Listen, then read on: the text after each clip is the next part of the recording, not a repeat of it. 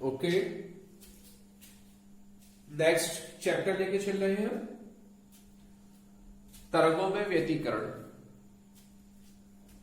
Interference in the waves.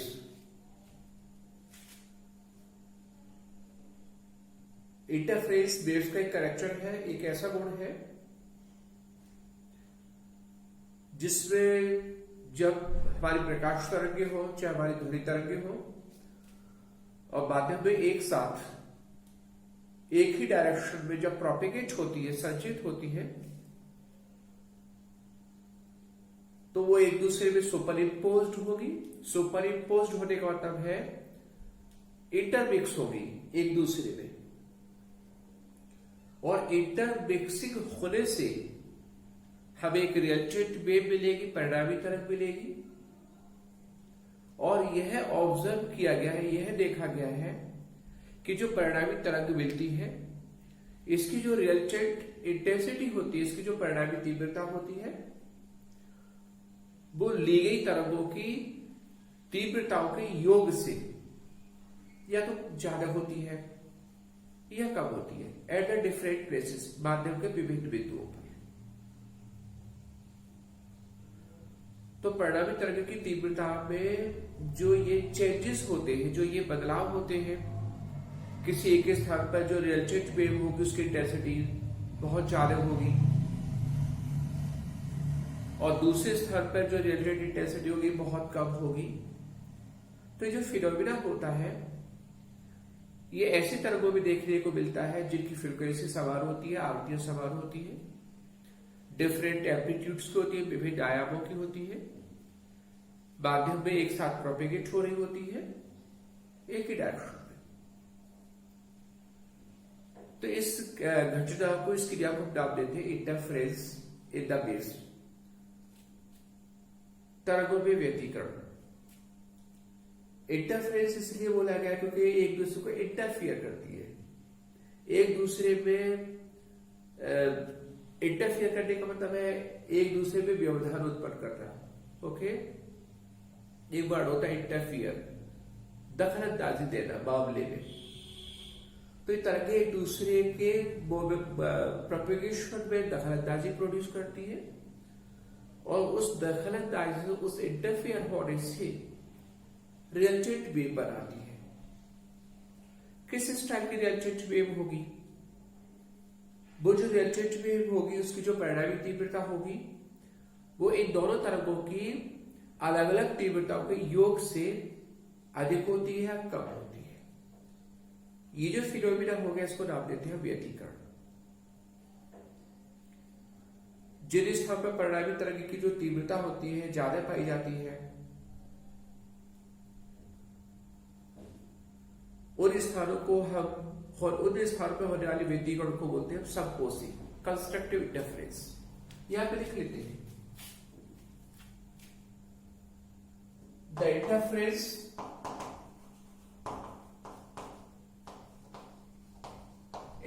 का मतलब व्यतिकरण, हिंदी में भी लिख लेते हैं, राइट।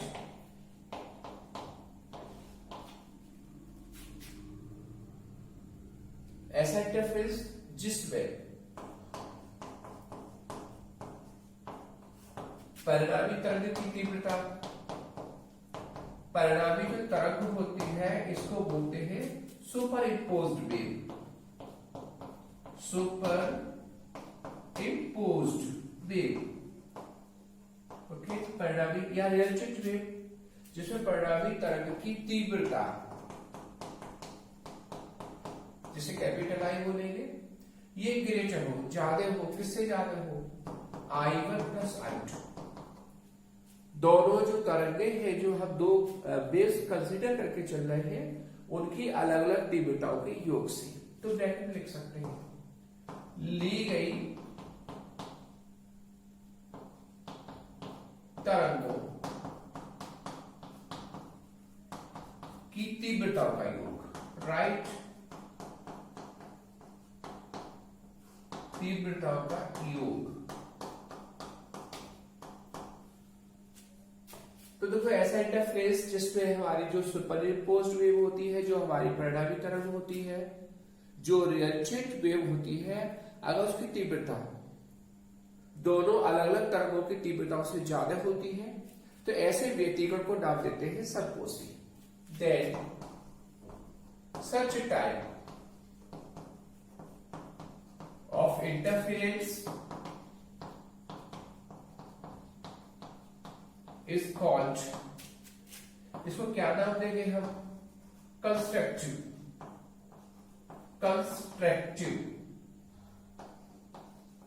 मतलब हमसे रचनात्मक भी कह सकते हैं। कंस्ट्रक्टिव हिंदी में लिख सकते हो रचनात्मक या समपोषी व्यतिकरण कहा जाता है। ओके, तो समपोषी व्यतिकरण कौन सा है, या समपोषी व्यतिकरण हम कैसे कहेंगे? हम उस व्यतिकरण को समपोषी नाम देंगे जब वो परिणामी तरंग की तीव्रता ज्यादा मिले, और ऐसे जो प्लेसेस होते हैं वो समपोषी व्यतिकरण के स्थान बोले जाते हैं। ओके, ये तो बात हुई हमारे समपोषी व्यतिकरण की। अगर हम ऐसे स्थान लेके चले, मानव के ऐसे प्लेसेस लेके चले जहां परिणामी तरंग की तीव्रता I1 प्लस I2 से स्मॉलर हो। देखिए तथा ऐसे स्थान, ऐसे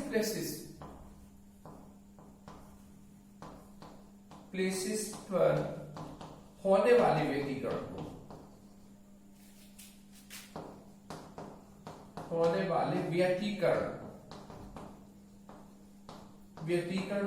किस तरह के व्यतिकरण को?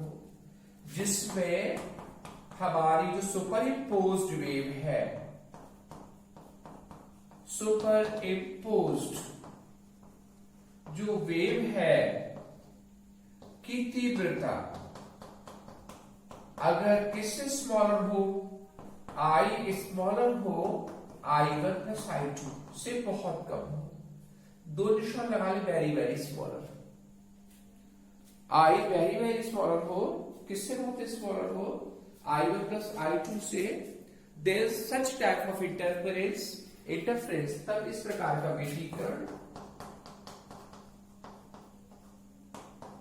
प्रकार का जो इंटरफेरेंस होता है, व्यतिकरण होता है, उसको हम नाम देते हैं विनाशी व्यतिकरण, डिस्ट्रक्टिव, विनाश करने वाला इंटरफेरेंस, राइट। इसे बोलते हैं विनाशी व्यतिकरण। तो दो तरह के इंटरफेरेंस हो गए, एक होता है समपोषी व्यतिकरण, दूसरा होता है विनाशी व्यतिकरण। तो एग्जामिनेशन में व्यतिकरण की डेफिनेशन कभी कभी पूछी जाती है, और साथ ही ये भी पूछा जाता है कि हमारा समपोषी व्यतिकरण क्या होगा, विनाशी व्यतिकरण क्या होगा, और माध्यम के ऐसे पॉइंट्स को पॉइंट आउट कीजिए। माध्यम के ऐसे बिंदुओं को हम दर्शाना है, ऐसे पॉइंट्स को हमें खोजना है जहां पर हमारा समपोषी व्यतिकरण मिले और जहां पर हमारा विनाशी व्यतिकरण मिले। तो इसका हम एक एक्सप्रेशन, एक डेरिवेशन है व्यतिकरण का, जिसमें हम ऐसे पॉइंट्स को डिस्कवर करेंगे, ऐसे पॉइंट्स को खोजेंगे, तलाशेंगे जहां पर हमारा समपोषी व्यतिकरण मिलेगा और जहां पर हमारा विनाशी व्यतिकरण मिलेगा। ओके, तो हम डेरिवेशन कैसे कर सकते हैं? इसके लिए हमें दो तरंगें लेनी होगी, ऐसी दो तरंगें लेनी होगी ऑफ द सेम फ्रीक्वेंसी, समान आवृत्ति की हो बट ऑफ डिफरेंट एम्पलीट्यूड्स, इनके जो आयाम हो वो अलग अलग हो। समान आवृत्ति n की लेके चलेंगे, एम्पलीट्यूड्स A1 और A2 कंसिडर करके चलेंगे, और हम ये मान के चलेंगे कि ये जो दोनों की दोनों वेव्स हैं, they are propagating in the positive direction of x, x की धन दिशा में संचरित हो रही है, कुछ ऐसा हम मान के चलते हैं। ओके, तो इसको पहले रफ कर देते हैं, उसके बाद लिखते हैं इसका एक्सप्रेशन, ये सब मिटा देते हैं। ओके, हियर इट इज व्यतिकरण के लिए व्यंजक,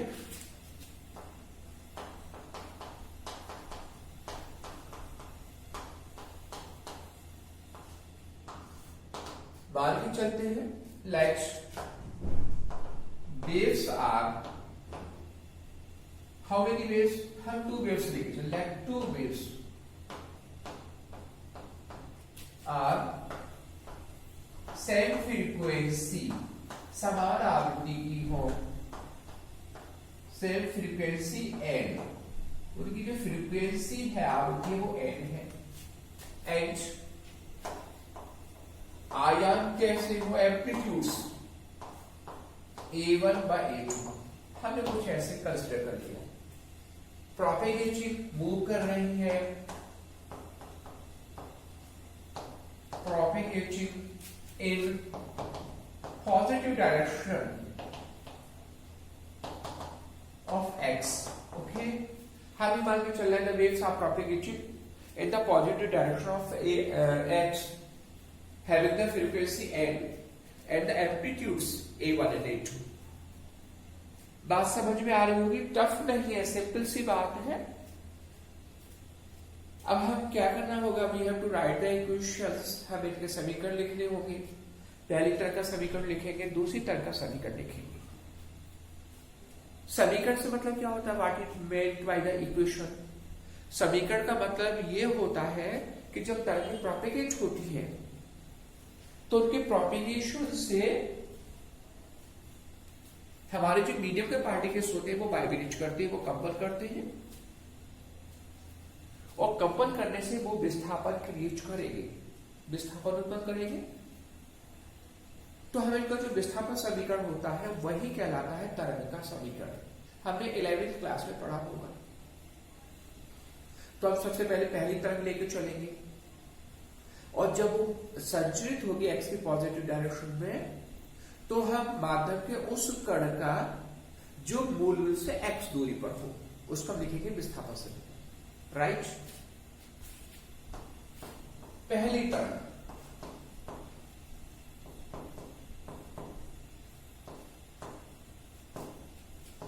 के संचरित होने पर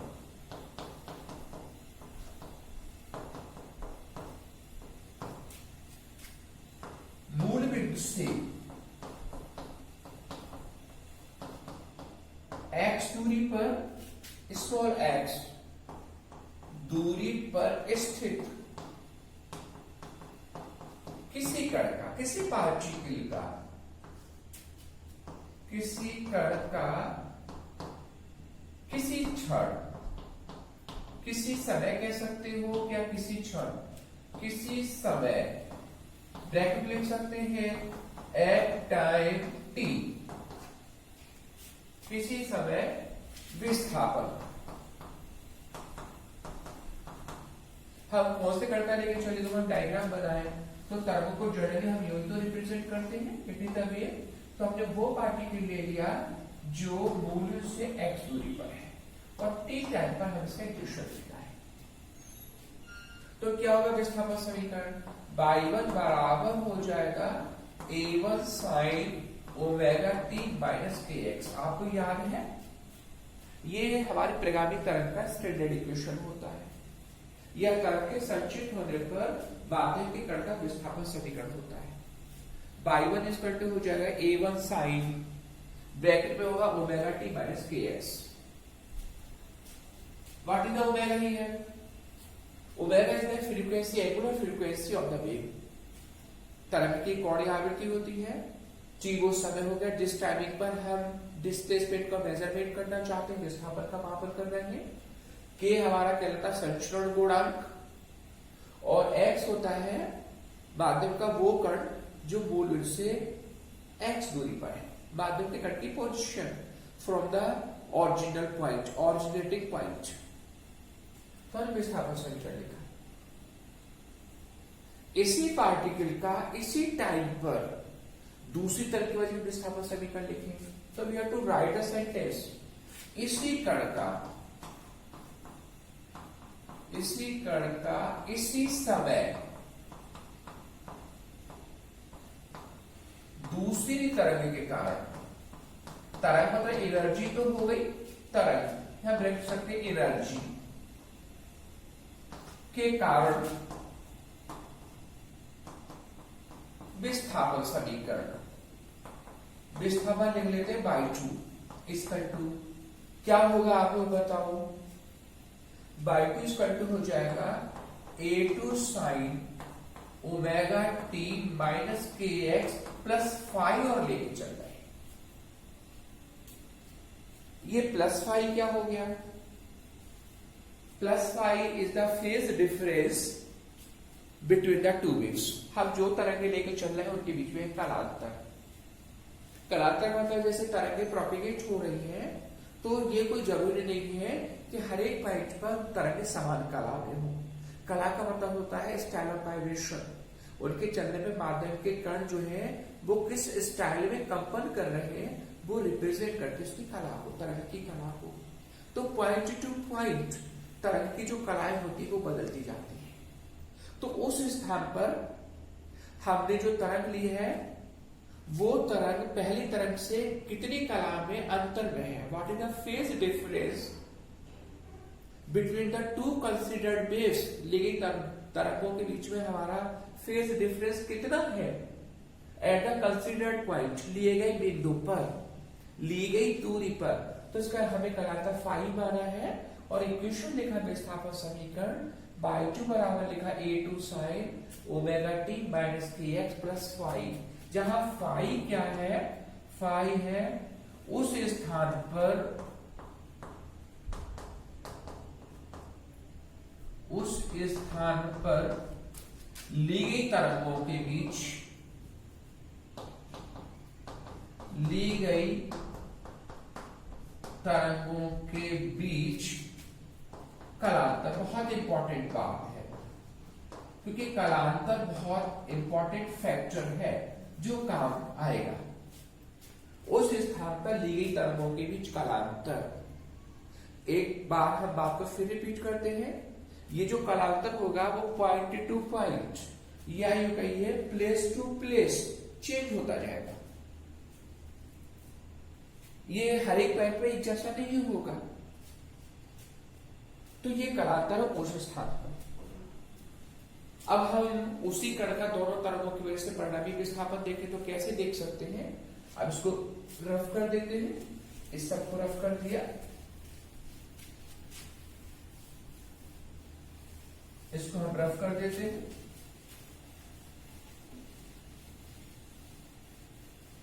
पूरे सेंटेंस हमने ये मिटा दिया, आपको सब कुछ आइडिया तो हो ही गया होगा। यहां लिखते हैं उस कण का इन दोनों तरंगों के कारण, दोनों तरंगों के कारण परिणामी विस्थापन, रिजल्टेंट डिस्प्लेसमेंट अगर देखेंगे तो वो हो जाएगा y equal to y1 plus y2। Okay, अब हम इसे बोलते हैं superimposition law, law of superimposition. अध्यारोपण का सिद्धांत भी कहा जाता है, अध्यारोपण का सिद्धांत बोल सकते हैं, principle of super imposition. Waves हमारी सुपर इम्पोज्ड हो रही है, बस वैल्यू पुट कर रहे हैं।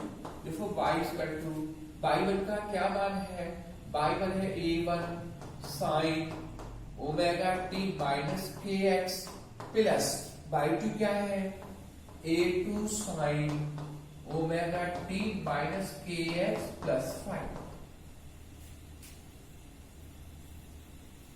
अब हम जरा ब्रैकेट ओपन करते हैं, सॉल्व करना होगा। a1 sine omega T minus के एक्स तो ऐसे जाने देते हैं, राइट, प्लस a2, यहां पे फॉर्मूला लगाएंगे। इस हम एंगल a मान के चले, इस एंगल b मान के चले तो फॉर्मूला है साइन a प्लस b का। तो साइन a प्लस b का formula sine a into cos b plus cos a into sine b।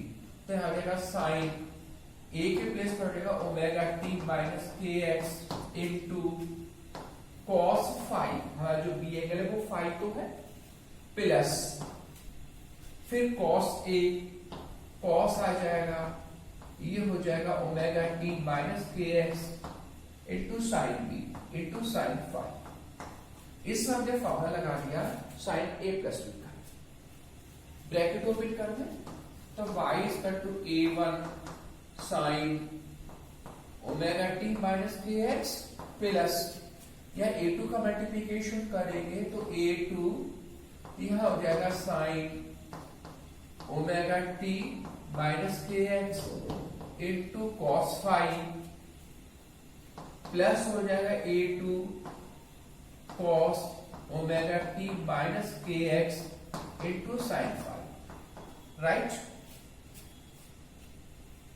अब देखो और सिंप्लीफाई कैसे करें। ये हमारा a1 sine omega T minus के एक्स लिखा हुआ है, ये हमारा लिखा हुआ है a2 sine omega T minus के एक्स।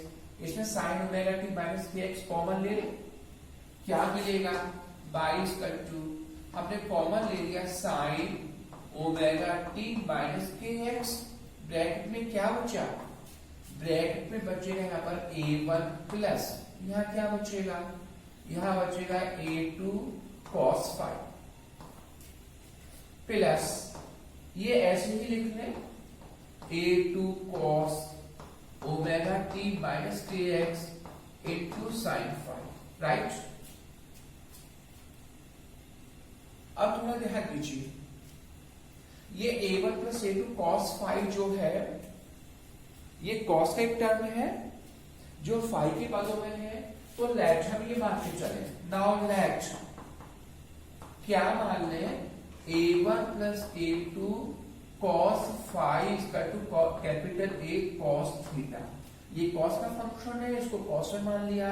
इस a1 plus a2 cos five को हमने क्या मान लिया अपने मन से, इस पूरी वैल्यू को मान लिया let capital A cos theta.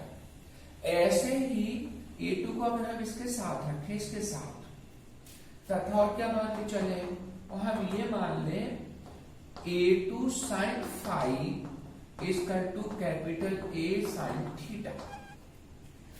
एक बार फिर रिपीट करते हैं, या a1 plus a2 cos five को हमने मान लिया capital A cos theta, cos का फंक्शन है cos में माना, अपने मन से माने कैपिटल A cos थीटा।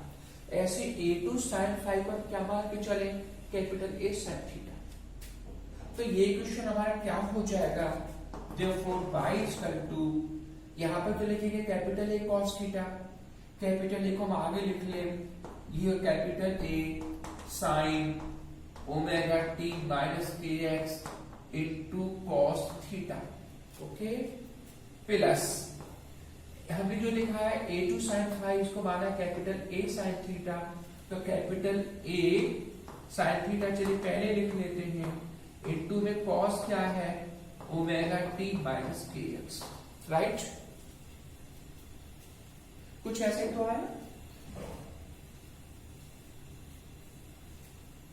यहां तक आने के बाद देखो अगर इससे हम a कॉमन ले लें, then y equal to a common ले लीजिए, क्या बचेगा, साइन ओमेगा टी माइनस के x into cos theta plus sine theta into cos omega T minus के एक्स, ये बचेगा। अब जरा देखो आपने जो ब्रैकेट में लिखा हुआ है, यहाँ पे लिखा है साइन ओमेगा टी माइनस के एक्स इंटू कॉस थीटा, फिर प्लस करके लिखा हुआ है कॉस ओमेगा टी माइनस के एक्स इंटू साइन थीटा, आगे पीछे कहीं भी लिख लें। तो अगर आप देखो तो ये sine A into cos B plus cos A into sine B की तो फॉर्म हो गई, तो ये स्टैंडर्ड फॉर्मूला हो जाएगा साइन ए प्लस बी का, ऐसा ही तो होगा। देयरफॉर नीचे लिख लेते हैं y इक्वल टू a, ये क्या हो जाएगा, ये जगह साइन ओमेगा टी माइनस के एक्स और प्लस थीटा, इसका ये हमारा एक स्टैंडर्ड इक्वेशन होगा, जिसको हम यूं लिख सकते हैं, नहीं लिख सकते, वी कैन राइट, क्योंकि हमारा ये एंगल देखें, ये एंगल हमारा a हो गया, ये एंगल हमारा b हो गया, तो लिखा है sine into cos B plus cos into sine b, तो जाएगा, हमने कैपिटल A तो लिखा ही हुआ है, sine A plus b, A के प्लस में ये हो गया, B के प्लस में ये हो गया। तो लास्ट में देखो हमें क्या मिला, फाइनली हमारा जो रिजल्टेंट डिस्प्लेसमेंट था, जो अध्यारोपित तरंग थी, या यूं कहिए जो परिणामी विस्थापन मिला, वो क्या मिला? परिणामी विस्थापन मिला y बराबर कैपिटल A, यहां पे लिखा हुआ है sin ओमेगा टी माइनस के एक्स प्लस थीटा। अब इससे क्या मिल रहा है, इसको हम रफ कर देते हैं, राइट, इसको रफ कर देते हैं, इस पूरे सेंटेंस को रफ कर देते हैं। दिस ऑल, इसकी जरूरत नहीं है, अब यहां तक रफ कर देते हैं, जहां तक हमने कंसिडर किया है वहां तक हमने मिटा। ओके, अब जरा देखिए, हम इस इक्वेशन को ऊपर लिख लेते हैं दोबारा से। क्या मिला? therefore y इक्वल टू मिला कैपिटल A साइन, यहां पे क्या लिखा हुआ है, ओमेगा टी माइनस के एक्स और प्लस थीटा। अब जरा देखो ये क्या है, what is the y here, by the resultant amplitude, परिणामी विस्थापन, ये परिणामी विस्थापन है माध्यम के उस कण का, और जब ये परिणामी विस्थापन है तो निश्चित रूप से ये एक परिणामी तरंग के विस्थापन को रिप्रेजेंट करेगा। इस इक्वेशन से पता चल रहा है कि हमारा जो इक्वेशन है एक तरंग की तरह है, मतलब ये जो तरंग होगी परिणामी तरंग होगी, अध्यारोपित तरंग होगी, जो एकदम विकसित से ऑब्टेंट हुई है। तो प्राप्त समीकरण क्या है, हमारा जो ऑब्टेंट इक्वेशन है, therefore ऑब्टेंट इक्वेशन, ऑब्टेंट का प्राप्त समीकरण परिणामी तरंग के समीकरण को प्रदर्शित करता है, राइट। ये परिणामी तरंग के समीकरण को प्रदर्शित करेगा। अब हमारी ये परिणामी तरंग हो गई, या यूं कहिए ये हो गई अध्यारोपित तरंग। अब इस अध्यारोपित तरंग का अगर हम आपसे कहें कि इस परिणामी तरंग की तीव्रता क्या होगी, किसके बराबर होगी, कैसे निकालेंगे, resultant intensity of this resultant wave, इसकी हम परिणामी तीव्रता कैसे निकालें? तो परिणामी तीव्रता निकालने के लिए हम लेके चलेंगे इसका आयाम, परिणामी आयाम। और हमें एक बात ध्यान रखनी होगी, शायद आपको पता हो 11th क्लास में जो तीव्रता होती है, तीव्रता इन द इनर्जी, तो जो तीव्रता होती है वो आयाम के ऊपर डिपेंड करती है और आयाम के वर्ग के प्रोपोर्शनल होती है, आयाम के वर्ग के अनुक्रमानुपाती होती है। तरंग का आयाम ज्यादा होगा तो उसकी तीव्रता ज्यादा होगी, मतलब आयाम का मतलब है जो मीडियम के पार्टिकल्स होंगे वो ज्यादा विस्थापित हो गए होंगे, वो तभी होगा जब हमारे वेव की एनर्जी ज्यादा होगी। तरंग अगर अधिक ऊर्जा की होगी तो माध्यम के कणों का आयाम ज्यादा होगा, तरंग अगर कम ऊर्जा की होगी तो माध्यम के कणों का आयाम भी कम होगा। तो जो तीव्रता होती है वो आयाम के वर्ग के अनुक्रमानुपाती होती है। तो अगर हम चाहते परिणामी तरंग की तीव्रता को कैलकुलेट करना, तो सबसे पहले हमें इस परिणामी तरंग के आयाम को लेना होगा कैपिटल ए। ये आयाम है, ये हमारा परिणामी विस्थापन है, तो capital A the resultant amplitude प्रदर्शित करता है। तो एक बार लिखते थे, जहां कैपिटल ए परिणामी तरंग का आयाम है, राइट। अब देखो आयाम से हम निकालेंगे इंटेंसिटी, तो सबसे पहले हम आयाम के लिए एक इक्वेशन लिख लें, जो कैपिटल ए आया, क्या उसका कोई फॉर्मूला होगा? यहां से इक्वेशन में तो है, क्या कुछ अलग फॉर्मूला होगा परिणामी तरंग के आयाम का?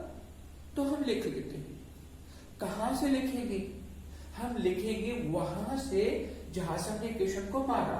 हमने माना a1 plus a2 cos phi बराबर कैपिटल ए cos थीटा, और हमने माना a2 sin फाई बराबर कैपिटल ए sin थीटा।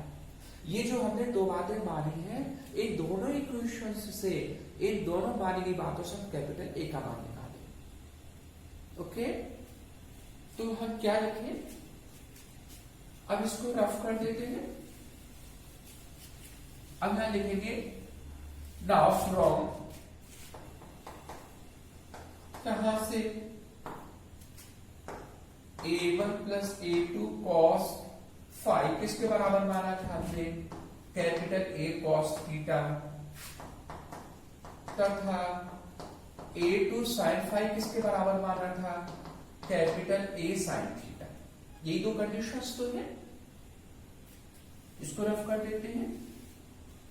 इन दोनों से हम कैपिटल A का मान कैसे निकालें, तो देखो हमारे दो समीकरण हो गए, यहां से कैपिटल A की वैल्यू निकालिए तो बहुत आसान होगी।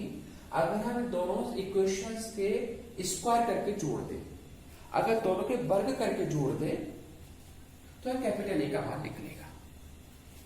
ठीक है, तो हमें क्या लिखना होगा, वर्ग करके जोड़ देना, वर्ग करके जोड़ने पर लेफ्ट साइड वर्ग कीजिए। पहले हम इन दोनों को चलिए ऐसे लिख लेते हैं इसी ऑर्डर में।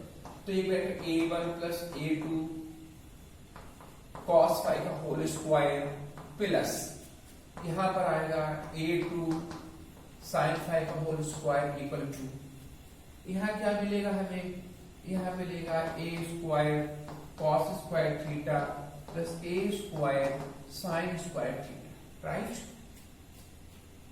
ब्रैकेट ओपन करें, यहां ब्रैकेट ओपन करेंगे तो a प्लस b के होल स्क्वायर से तो हमें मिलेगा a1 square plus a2 square cos square phi plus 2 a1 into a2 into cos phi, a1 square plus a2 square cos square phi plus 2 into a1 into a2 into cos phi, a plus b का whole square plus आप इसका square करोगे तो सीधे से multiply में तो है, तो ये हो जाएगा a2 square sine square phi equal to, यहां से आप कैपिटल A स्क्वायर कॉमन लोगे, ये जब cos square theta plus sine square theta वो 1 हो जाएगा तो बचेगा a स्क्वायर।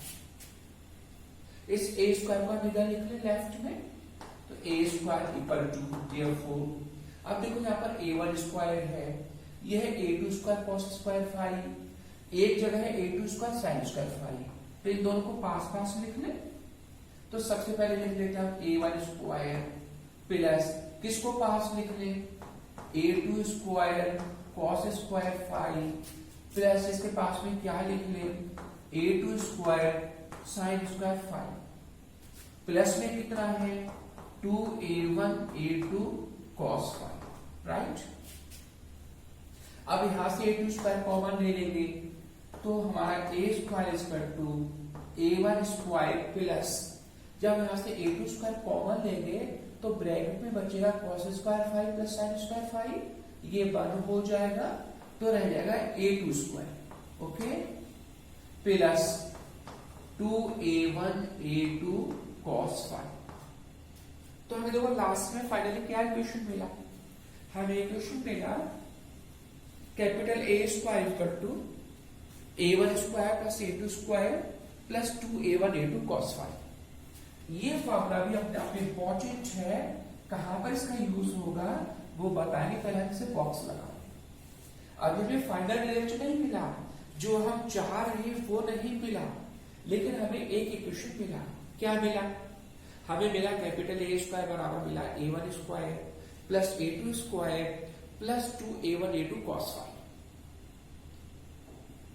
आपसे पूछे स्मॉल a1 क्या है, a2 क्या है, cos फाई क्या है, कैपिटल A क्या है। तो देखो a1 है हमारी पहली तरह का आयाम जो शुरू में हम लेके चले थे, a2 है हमारी सेकंड वेव का एम्पलीट्यूड दूसरी तरह का आयाम, फाई उस स्थान पर दोनों तरंगों के बीच में कालांतर, और कैपिटल A है परिणामी तरंग का आयाम। तो देखो फॉर्मूला क्यों इंपॉर्टेंट है, किस लिए इंपॉर्टेंट है, क्योंकि जब न्यूमेरिकल्स करेंगे और हमें पहली तरह का आयाम दे दिया, a1 का मान दे दिया, दूसरी तरह का आयाम दे दिया, और कहे माध्यम का एक ऐसा पॉइंट, एक ऐसा स्थान जहां पे दोनों तरंगों के बीच में कालांतर दे दिया, फाई का मान दे दिया 30 डिग्री 60 डिग्री 45 डिग्री कुछ भी दे दे, और कहे उस स्थान पर परिणामी आयाम बताइए। तो हमें a1 मालूम है, हमें a2 मालूम है, हमें फाई मालूम है, हम कैपिटल A निकाल सकते हैं इस इक्वेशन से। तो बहुत इंपॉर्टेंट है। Capital A square equal to A1 square plus A2 square plus में क्या है 2A1 A2 cos फाई। कुछ ऐसा ही तो है, बात ज्यादा मुश्किल है नहीं। अब देखो हम इस एम्पलीट्यूड के स्क्वायर से बदलेंगे इंटेंसिटी में, परिणाम करेंगे तीव्रता में। कैसे बदल सकते हैं? आपको पता है जो तीव्रता होती है वो आयाम के वर्ग के क्या होती है, अनुपाती। अब हम इसको रफ कर देते हैं, इस सब को रफ कर दें।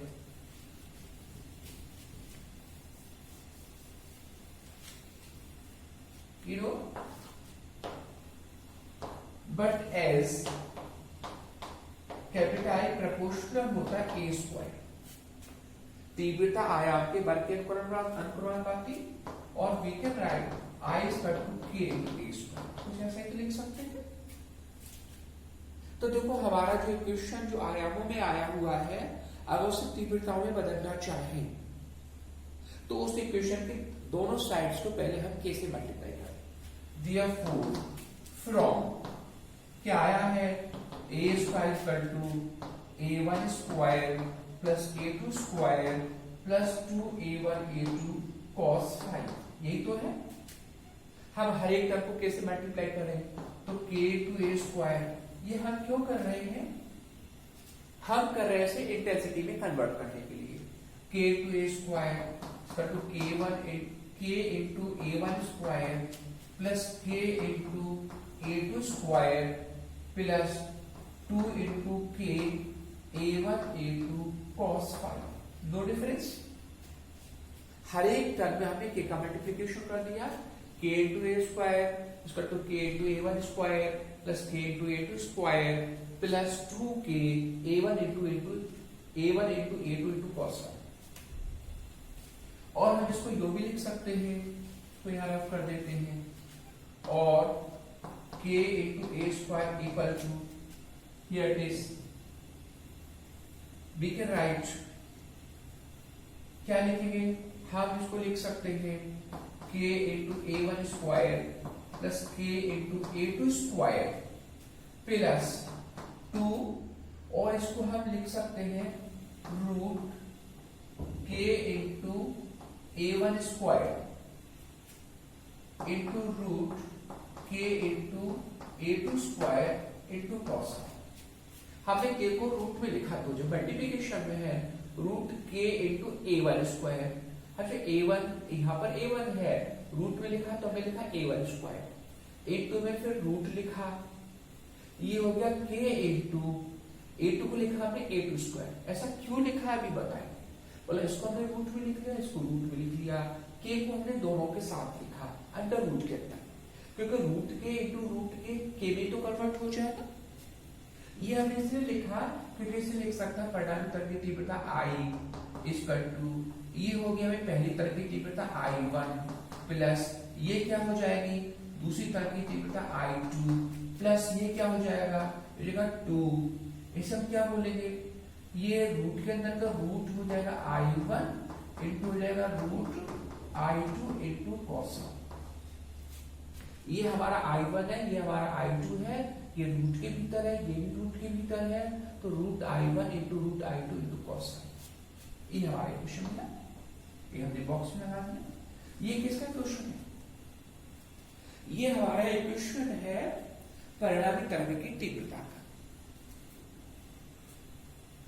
This is the equation of the reactant intensity of the reactant wave. हमारी जो परिणामी तरंग है उसकी तीव्रता का इक्वेशन है। क्या इक्वेशन है? हमारी परिणामी तरंग की तीव्रता I इक्वल टू होगी I equal to I1 plus I2 plus 2 under root I1 into under root I2 into cos। Okay, तो कुछ ऐसे इक्वेशन है। तो कभी आपसे न्यूमेरिकल में पूछे परिणामी आयाम बताइए, परिणामी तीव्रता का आयाम बताइए, तो हम ये कंडीशन लेके चलेंगे। और अगर आपसे पूछे परिणामी तरंग की तीव्रता बताइए तो हम ये कंडीशन लेके चलेंगे। ओके, तो फिलहाल अभी हमने इस एक्सप्रेशन में परिणामी आयाम निकाला, परिणामी तरंग की तीव्रता निकाली। अभी हम ऐसे पॉइंट्स भी कंसीडर कर रहे हैं जहां पर हमारी परिणामी तरंग की तीव्रता मैक्सिमम होगी और जहां पढ़ाई तरंग की तीव्रता मिनिमम होगी। लेकिन हमारा आगे की बात को समझने के लिए हमारा जो क्लास होगी बहुत लंबी हो जाएगी, इसलिए इस क्लास को हम यहीं तक रखते हैं। नेक्स्ट क्लास में हम ये डायग्रेशन पूरा करेंगे। Thanks a lot.